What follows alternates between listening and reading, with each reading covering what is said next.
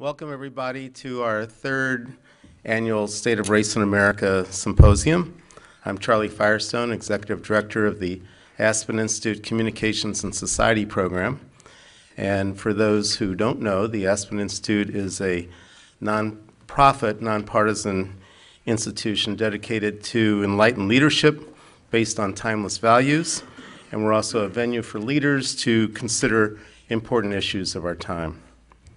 The Communications and Society program looks at the impact of information and communications technologies on societal institutions and values. And this symposium will explore the opportunities and challenges for people of color in the 21st century America. This year we will look at particularly the issues of faith-based communities and race, youth issues, and as we are the Communications and Society program, media and race.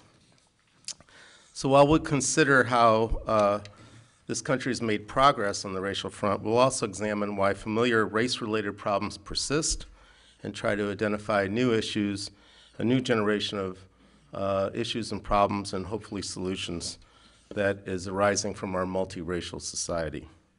The premise is, of course, that to deal effectively with our democracy, we have to look at the issues of race.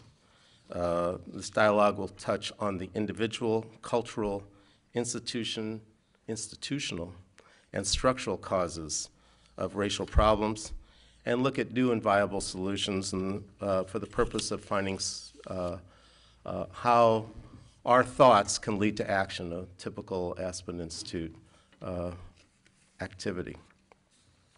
We've got a great program, as you all know, and we're pleased that we're streaming live on the internet, as well as have a live audience.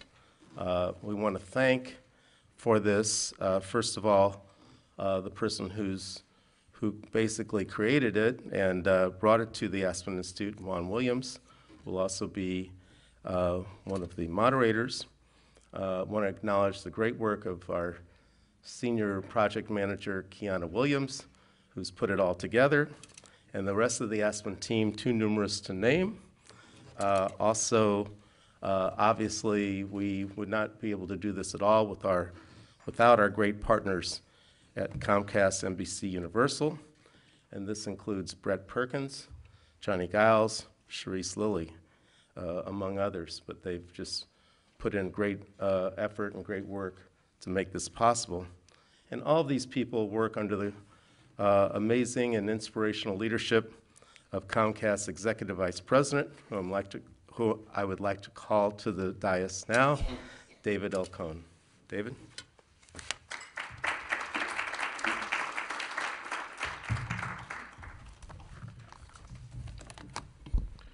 So thanks very much, Charlie, and welcome everyone. Thank you for joining us.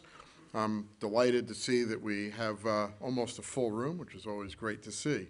As Charlie said, our agenda is packed with interesting people and topics, and because I recognize that I am among the least interesting of the people who will be talking with you, I will be brief. But Comcast is delighted to partner with Aspen for the third straight year to keep this important dialogue going. There have been a few voices heard lately saying the conversation about race is over. Of course, there are others who claim that honest dialogue and discussion about race cannot be had for fear of being labeled racist for expressing opinions. As far as we may like to think we have come in race relations in America, we are still reminded almost on a daily basis how far we have to go. A recent case in point comes from my hometown. As many of you may have heard, Philadelphia Magazine devoted its March cover to an article entitled "Being White in Philly."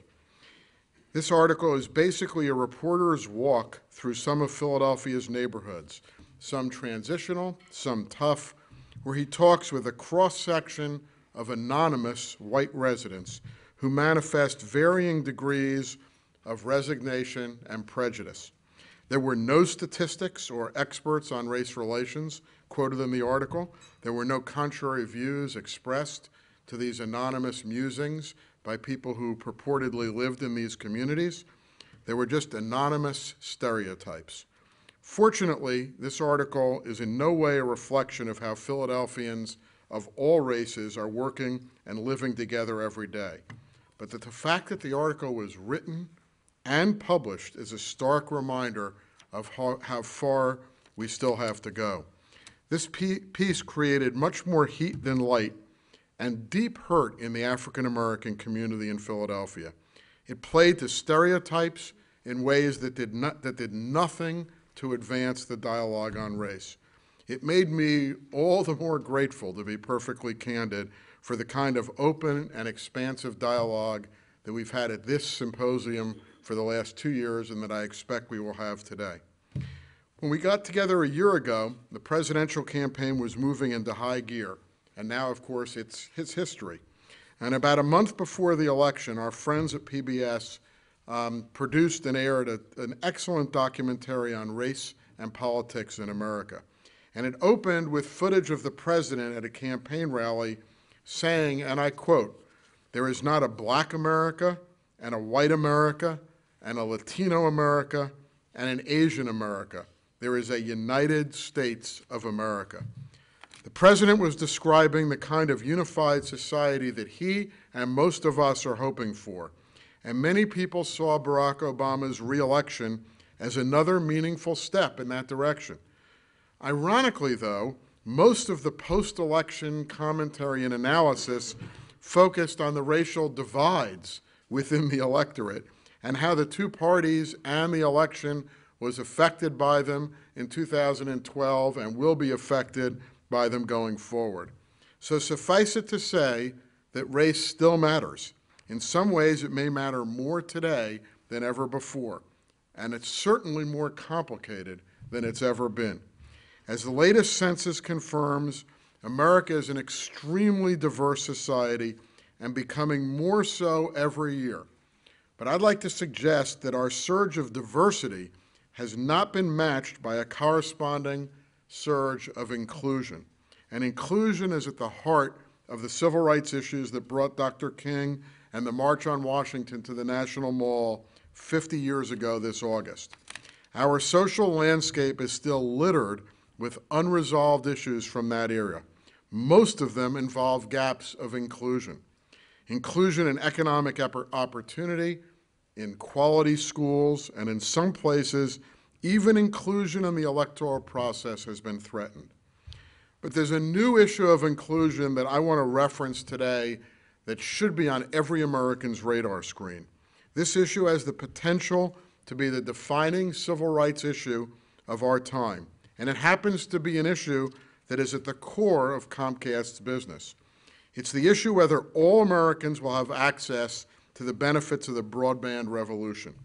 This is an issue with profound implications for social and economic justice in America, because access to broadband is fast becoming synonymous with access to quality education, employment opportunities, news and entertainment, and even health care.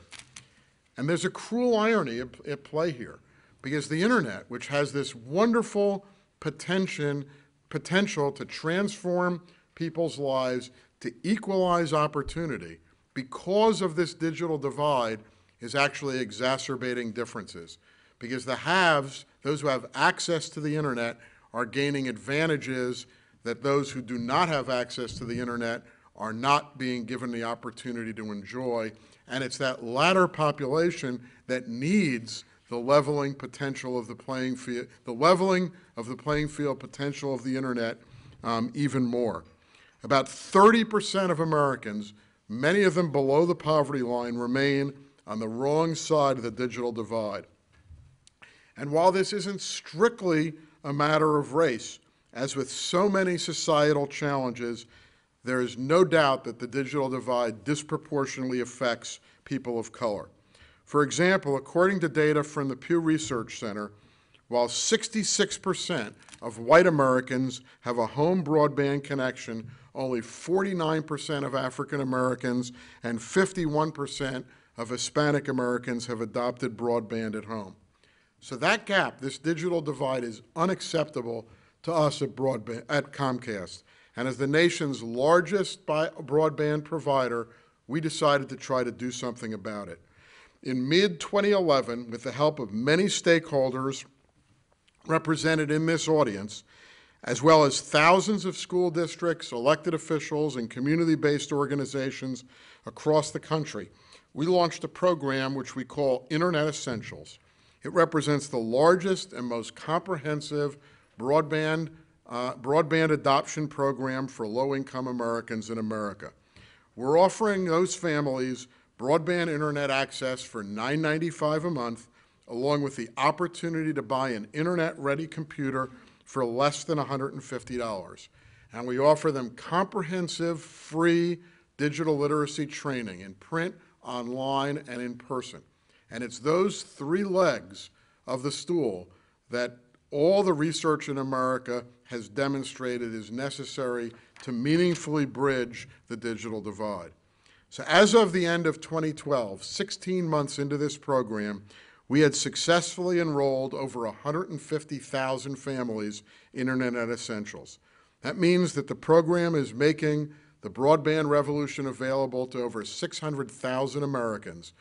And that's a pretty big number, but if you think about it as being equivalent to the entire population of the District of Columbia, you realize that we are beginning to move the needle in closing the digital divide.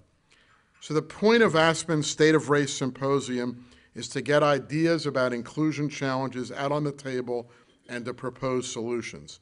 That's what we've tried to do in one small area with Internet Essentials. It won't eliminate the digital divide, but we think it represents a significant step forward.